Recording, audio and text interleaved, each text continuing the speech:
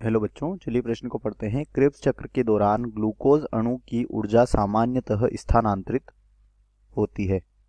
पहला विकल्प है NADH और FADH, इसके बाद दूसरा है NADPH, तीसरा है ADP और चौथा है जल। तो हमें बताना है कि क्रेब्स चक्र के दौरान ग्लूकोज अणु की ऊर्जा सामान्यतः किसमें स्थानांतरित होती है। चलिए बात करते हैं इस प्रश्न की मुख्य अवधारणा। तो बच्चों, क्रेब्स चक्र जो है यह श्वसन की प्रक्रिया का क्या होता है, द्वितीय पद होता है, जो कि माइटोकॉन्ड्रिया के मैट्रिक्स में होता है। कहां पर होता है? माइटोकॉन्ड्रिया के मैट्रिक्स में। और बच्चों, क्रेब्स चक्र के दौरान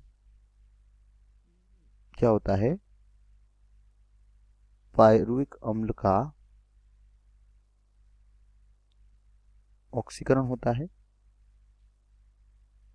क्या होता है?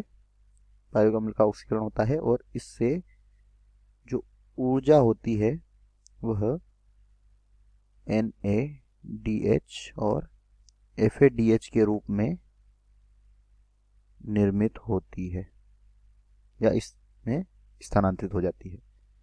तो इस दौरान 8 NADH बनते हैं,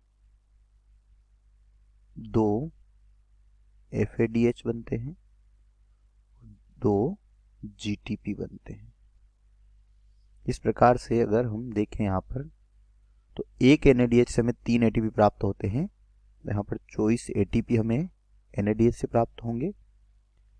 एक FADH2 से हमें 2 ATP प्राप्त होते हैं, तो 4 ATP हमें 2 FADH2 से प्राप्त होंगे। और एक GTP से 1 ATP प्राप्त होता है, तो 2 ATP हमें यहाँ प्राप्त होंगे। इस प्रकार से हमें कुल 30 ATP क्रेब्स चक्र के दौरान प्राप्त होते हैं।